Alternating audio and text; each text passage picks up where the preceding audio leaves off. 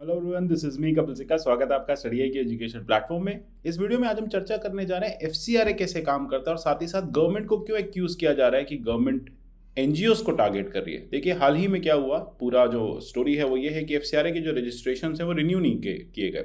मतलब जो भी एनजीओस हैं जो फॉरेन कंट्रीब्यूशन लेती हैं, जिनके पास बाहर से पैसा आता है, भारत के बाहर से पैसा आता है, उनको यूजुअली एक रजिस्ट्रेशन लेना होता है। अब उनके रजिस्ट्रेशन खत्म हो रहे थे और यहाँ पे मिनिस्ट्री ऑफ होम अफेयर्स ने उनके जो रजिस्ट्रेशंस हैं वो 31 ऑफ दिसंबर 2021 के बाद रिन्यू नहीं किए। बहुत सारे एनजीओज जो हैं वो कोर्ट पहुंच गई, कोर्ट से उनको रिलीफ नहीं मिल रहा है। कोर्ट ने कहा है वापस आप जाइए। एक बार मिनिस्ट्री से बात कीजिए और समझिए एग्जैक्टली क्या रीज़न रहा है। अब जिसमें सबसे बड़ी एनजीओ, जैसे आप देखेंगे, एनजीओ एक है ग्लोबल पीस इनिशिएटिव। उसने पिटीशन किया कोर्ट में और कहा कि एनजीओज को अलाउ कर देना चाहिए, इवन इफ आप अगर हमें रजिस्ट्रेशन आप हमारे नहीं रिन्यू कर रहे हैं, तो जब तक पैंडेमिक खत्म नहीं हो रहा तब तक आप हमें अलाउ करें, हम यहाँ पे काम करें और तब तक के लिए हमें फॉरेन फंड्स को रिसीव करने दीजिए। अब आप देखेंगे लगभग 5900 एनजीओज के जो रजिस्ट्रेशन हैं वो 31 दिसंबर 2021 को सीज हो गए, क्योंकि या तो एनजीओज ने टाइम पे उनको अप्लाई नहीं किया या फिर एक वायलेशन रहा, एमएचए ने उनको रिफ्यूज कर दिया। एमएचए ने कहा हम यहाँ पे आपको ये जो रिवीजन है, जो रिन्यूअल है, वो नहीं करके देंगे।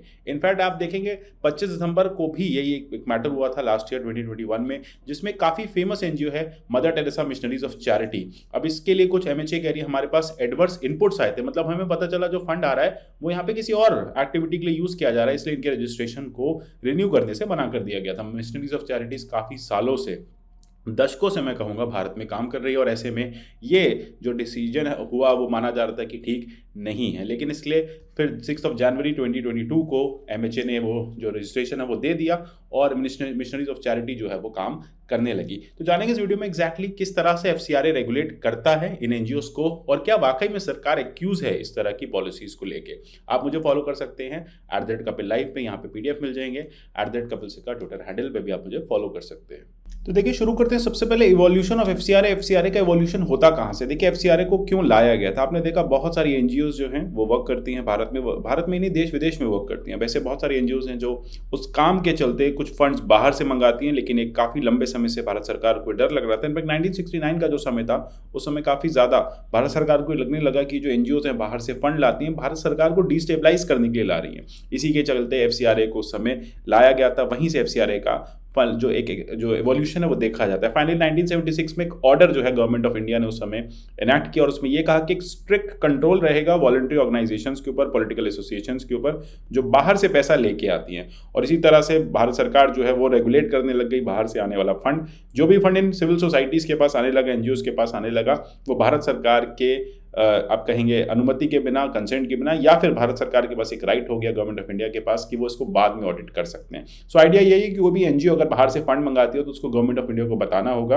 कि हम इस फंड को मंगा रहे हैं, ये हमारा पर्पस है, हमारा ऑब्जेक्टिव है, और बाद में गवर्नमेंट ऑफ इंडिया उस फंड का या उस पूरे अकाउंट का ऑडिट भी कर सकती है। इमरजेंसी के टाइम पे भी गवर्नमेंट ऑफ इंडिया ने एक्यूज किया था इन सिविल सोसाइटीज़ को, इन ऑर्गेनाइजेशंस को, कि आप गवर्नमेंट को यहाँ पे डिस्टेबलाइज करने की कोशिश कर रहे हैं, इसलिए हम इस तरह के लॉस को ला रहे हैं। फाइनली इस लॉ को लेकर काफ़ी खींचतान हुई, उस समय ऑर्डर पास हुआ। इस कंट्रोल को बनाए रखने के लिए, बढ़ाने के लिए 2011 में फाइनली इस ऑर्डर को रिपील करके, 10 में रिपील करके एक नया एक्ट जो है उसको लाया गया, foreign contribution regulation act of 2011। अब यहाँ पे होता क्या, देखो, एफसीआरए में जो भी फॉरेन कंट्रीब्यूशन आती है, जो भी डोनेशन आती है, कोई भी ऐसा ट्रांसफर ऑफ करेंसी है जो किसी स्पेसिफिक पर्पस के लिए लाई जा रही है और फॉरेन करेंसी में आ रही है, वो होता है फॉरेन कंट्रीब्यूशन एक्ट। जो है फॉरेन कंट्रीब्यूशन की डेफिनेशन को और वाइड करता है। कहता है कि आपने जो भी मनी रिसीव किया उस पर आप जो भी इंटरेस्ट अर्न करने बैंक से, वो भी फॉरेन कंट्रीब्यूशन मानेंगे हम। आपने उससे कोई एसेट खरीदा, उस एसेट से जो इनकम हो रही है वो भी फॉरेन कंट्रीब्यूशन मानेंगे। और साथ ही साथ कोई भी फॉरेन शेयर कैपिटल है किसी कंपनी में आता है, उसको भी हम यहाँ पे फॉरेन कंट्रीब्यूशन मानेंगे। साथ ही साथ कोई अनसिक्योर्ड लोन लेके आते हैं, कोई लोन लेके आते हैं सब्सिडाइज रेट पे, आप बाहर के किसी फॉरेन सोर्स से आप एनजीओ चला रहे हैं और बाहर से आप लोन्स लेके आ रहे हैं, उसको भी हम फॉरेन कंट्रीब्यूशन मानेंगे। लेकिन क्या चीज़ फॉरेन कंट्रीब्यूशन नहीं मानी जाएगी, वो होगा अर्निंग फ्रॉम फॉरेन क्लाइंट्स। कोई भी फॉरेन क्लाइंट से आप अर्निंग करते हैं in lieu of goods and services render to them. Let us say कोई इंडिया की एनजीओ है, उसने किसी बाहर की कंपनी को या बाहर की सरकार को कोई सर्विस दी है ना, उनके लिए कोई रिसर्च करके दी, उनके लिए कोई काम करके दिया, लेट अस से वैक्सीनेशन का काम करके दिया, और उसके एवज में उनको जो अर्निंग होती है, उसके ल्यू में जो अर्निंग होती है, that will not be counted as foreign contribution. In fact जो डोनेशन होती है एनआरआई से, उसको भी फॉरेन कंट्रीब्यूशन में कैलकुलेट नहीं किया जाता। तो ये सब इंपॉर्टेंट चीज़ें आप यहाँ पे देखेंगे। अब फाइनली बात करते हैं एफसीआरए 2010 की। इसमें क्या हुआ, 1999 से एक इशू चल रहा था भारत सरकार के पीछे और कुछ एनजीओ के पीछे एक तरह से डिफरेंस ऑफ ओपिनियन होने लगा। इनफैक्ट जो तीस्ता शीतलवाद एक फेमस एनजीओ चलाती हैं, उन्होंने एक मैगजीन पब्लिश करी, कम्युनलिज्म कॉम्बैट। इसमें वो संघ परिवार को टारगेट कर रही थी। इसी के चलते भारत सरकार को ये लॉज लाने पड़े। इस FCRA 2010 का जो बैकग्राउंड है वो आपको 1919 में दिखता है, 1999 में दिखता है सॉरी, लेकिन फाइनली इसको इनकॉर्पोरेट किया गया 2010 में। 2010 में भारत सरकार जो है इस बिल को लेके आती है, बिल जो है वो पास हो जाता है बहुत लंबे समय के बाद। 11 साल लग गए लोकसभा राज्यसभा में कंसेंट बनाने में। फाइनली लोकसभा, पहले राज्यसभा ने इसे रिजेक्ट कर दिया, फिर रीइंट्रोड्यूस किया गया, फिर फाइनली इसको अडॉप्ट किया गया 2010 में। ये जो बिल है पास हुआ और ये जो एप्लीकेबल हुआ होल ऑफ इंडिया पे। कोई भी ऐसा सिटीजन जो भारत के बाहर रहता है, वो भारतीय सिटीजन है, या किसी भी एसोसिएटेड ब्रांच पे, सब्सिडरी पे, ठीक है, जो आउटसाइड ऑफ इंडिया काम कर रही है, कोई भी ऐसी कॉर्पोरेट रजिस्टर्ड कंपनी है इंडिया की और वो बाहर जाके विदेश में काम कर रही है और वो भारत में पैसा भेजती है, तो उसको भी हम FCRA में गिनेंगे। ठीक है, अच्छा ये कहाँ पे होगा? ये पैसा सिर्फ एनजीओ के रिगार्ड में आना है, याद रखिएगा, इसको आप FDI से कंफ्यूज ना करें।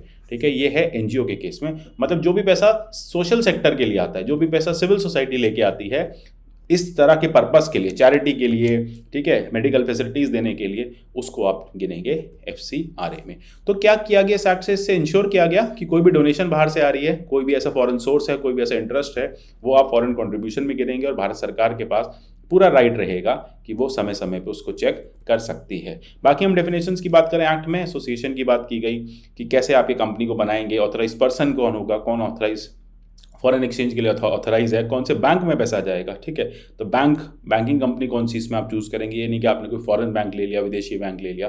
ठीक है, आपको क्या करना है, आपको एक इंडियन बैंक में ही इसकी जो शाखा है, इनफैक्ट न्यू दिल्ली के एक बैंक डेजिग्नेटेड है SBI, वहीं पे आपका पैसा आना चाहिए। तो ये सारी चीज़ें जो हैं यहाँ पे भारत सरकार ने इंश्योर करी, या गवर्नमेंट ऑफ इंडिया या पार्लियामेंट ने इंश्योर करी इस पूरे के पूरे लॉ से। इसमें कैंडिडेट फॉर इलेक्शन सर्टिफिकेट, इन सबकी डेफिनेशंस आप यहाँ पे देख सकते हैं। अच्छा, अब बात आ रही है कि हम फिर से इसकी चर्चा क्यों कर रहे हैं। देखिए, ये ना समय समय पे न्यूज़ में रहता है। जैसे 2020 में गवर्नमेंट ऑफ इंडिया कुछ डेवलपमेंट्स इस पे करती है, मतलब कुछ अमेंडमेंट्स लाने की कोशिश करती है। वो अमेंडमेंट्स जो है उनको क्वेश्चन किया जाता है।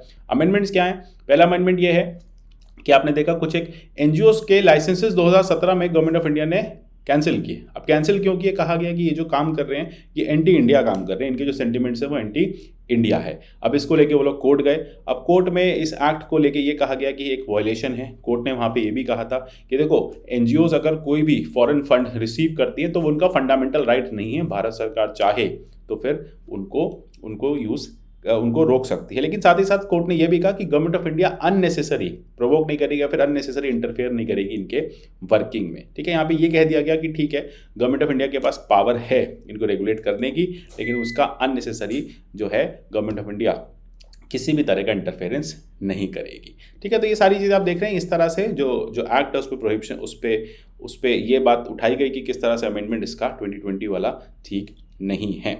अब बात आ जाती है कि किस किस तरह से प्रोहिबिशन है। प्रोहिबिशन देखिए, मैं बार बार बता रहा हूँ आपको, इलेक्शन कैंडिडेट्स को लेके है, किसी भी न्यूज़पेपर को लेके है, जजेस को लेके है, ये लोग भी कोई भी फॉरेन फंड नहीं ले सकते। तो एक्ट में ये भी लिखा गया कि लेटर से आपको इलेक्शन कैंडिडेट है, कोई एडिटर है किसी मैगजीन के, पब्लिशर है किसी मैगजीन न्यूज़पेपर के, या कोई जज हैं, तो आप बाहर से पैसा नहीं लेंगे किसी भी सोशल पर्पस के लिए। इनफैक्ट इस बार इसमें पब्लिक सर्वेंट को भी ऐड किया गया। पब्लिक सर्वेंट भी किसी भी तरह का पैसा बाहर से नहीं लेंगे किसी भी सर्विसेज में, group B service, group B service, यानी अगर वो भारत सरकार के एम्प्लॉय हैं तो वो बाहर से अपनी एनजीओ के लिए या फिर अपने किसी सोशल वर्क के लिए कोई पैसा नहीं लेंगे। अच्छा, अब सबसे बड़ी बात आ जाती है कि लेटेस्ट से किसी एनजीओ ने पैसा लिया, किसी एनजीओ ने ए अपने अकाउंट में पैसा लिया और उसको वो बी अकाउंट में ट्रांसफर कर देती है, तो ये भी अब अलाउ नहीं किया गया। ठीक है, आप फॉरेन कंट्रीब्यूशन को उसी अकाउंट से खर्च करेंगे, फिर भारत सरकार को आप बताएंगे आपने कहाँ कहाँ खर्च किया, आप उसे कहीं और किसी और अकाउंट में नहीं करेंगे उसको ट्रांसफर। साथ ही साथ ये भी कहा गया बिल में जो 2020 वाला है कि कोई भी अदर पर्सन को आप कर रहे हैं किसी और पर्पस के लिए, तो वो भी अलाउड नहीं है। फंडा सिर्फ यही है कि जिस अकाउंट में पैसा आया है, जिस ऑब्जेक्टिव के लिए आया है, वहीं पे उसको खर्च करना होगा। साथ ही साथ 2020 में ये भी इंश्योर किया गया कि आधार यानी KYC रजिस्ट्रेशन जो है इन एनजीओस के, जो भी FCRA में पैसा मंगा रही है उनके KYC होने नेसेसरी हैं। जितने भी बोर्ड मेंबर्स हैं, जितने भी सोसाइटी के मेंबर्स हैं, एनजीओ के मेंबर्स हैं, उनके जो पूरे डॉक्यूमेंटेशन है वो भारत सरकार के पास होने चाहिए। जब भी आप एप्लीकेशन फाइल करेंगे रजिस्ट्रेशन की, आपको सारे डॉक्यूमेंट्स या KYC जो है वो कराना पड़ेगा। ठीक है, तो ये चीज़ें सारी इंपॉर्टेंट है। कोई भी आइडेंटिफिकेशन डॉक्यूमेंट है वो आपको सबमिट करना पड़ेगा, और आपके साथ आपके बोर्ड पे कोई फॉरेनर है तो फिर उसके पासपोर्ट की कॉपी, या अगर वो ओवरसीज सिटीजन ऑफ इंडिया है तो उसकी कॉपी भी आपको साथ में सबमिट करनी पड़ेगी। एफसीआरए अकाउंट के बारे में मैंने आपको बता ही दिया है कि अगर कोई भी फॉरेन कंट्रीब्यूशन लेना है तो फिर वो सिंगल ब्रांच में ही आना चाहिए शेड्यूल बैंक का। यूजुअली दिल्ली का एक एसबीआई होगा जो भारत सरकार डेजिग्नेट करके देगी, वहीं पे सारा पैसा आएगा। जो भी Indian government, central government notify कर रही है, एफसीआरए का पैसा वहीं आएगा। एफसीआरए का पैसा किसी और अकाउंट में नहीं जाएगा। सबसे बड़ी बात है इसको यूज़ कैसे करना है। इसको जिस पर्पज़ के लिए आया है वहीं इसका यूज़ होना चाहिए, जो भी इसका काम है वही यूज़ होना चाहिए। और सबसे बड़ी बात, एक चेंज और किया गया कि लेटेस्ट से आप टोटल पैसा जो भी आपके पास आ रहा है उसका 20% से ज़्यादा आप ऑपरेशनल एक्सपेंस में नहीं दिखा सकते। पहले ये 50% था, मतलब लेटेस्ट से आपने 50 करोड़ रुपए यहाँ पे आपको रिसीव हुए हैं फॉरेन कंट्रीब्यूशन के नाम पे, तो आप उसका 20% यानी आप 10 करोड़ से ज़्यादा ऑपरेशनल एक्सपेंसेस नहीं दिखा सकते। ऑपरेशनल एक्सपेंस मतलब इधर उधर के खर्चे, यानी 40 करोड़ जो है इसमें से वो ऑब्जेक्टिव में जाना चाहिए, मेन काम में जाना चाहिए। मतलब ज़्यादा से ज़्यादा पैसा जो है वो आपका जिस पर्पज़ के लिए आया है उसको फुलफिल करना चाहिए। तो ये सारी चीज़ें यहाँ पे रखी गई। साथ ही साथ आप देखेंगे 5 साल का इन सब फर्म का, इन सब एनजीओस को 5 साल का लाइसेंस होता है एफसीआरए का। हर 5 साल के बाद इनको रिन्यू कराने जाना होता है। ठीक है, तो रिन्यूअल जो है वो ख़त्म होने से, मतलब लाइसेंस का ड्यूरेशन खत्म होने से 6 महीने के अंदर अंदर करा लेना चाहिए। ठीक है, रिन्यूअल किसी भी बेनामी पर्सन के नाम नहीं होगा, किसी प्रोसिक्यूटेड पर्सन के नाम नहीं होगा।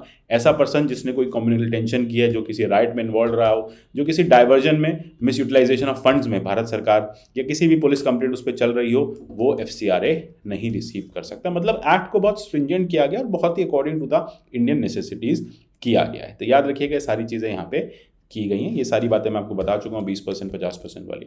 अब आता है, अगर भारत सरकार को लगता है कि कोई भी फर्म ठीक से काम नहीं कर रही तो उसका जो रजिस्ट्रेशन है वो सरेंडर कराया जा सकता है, सस्पेंड किया जा सकता है।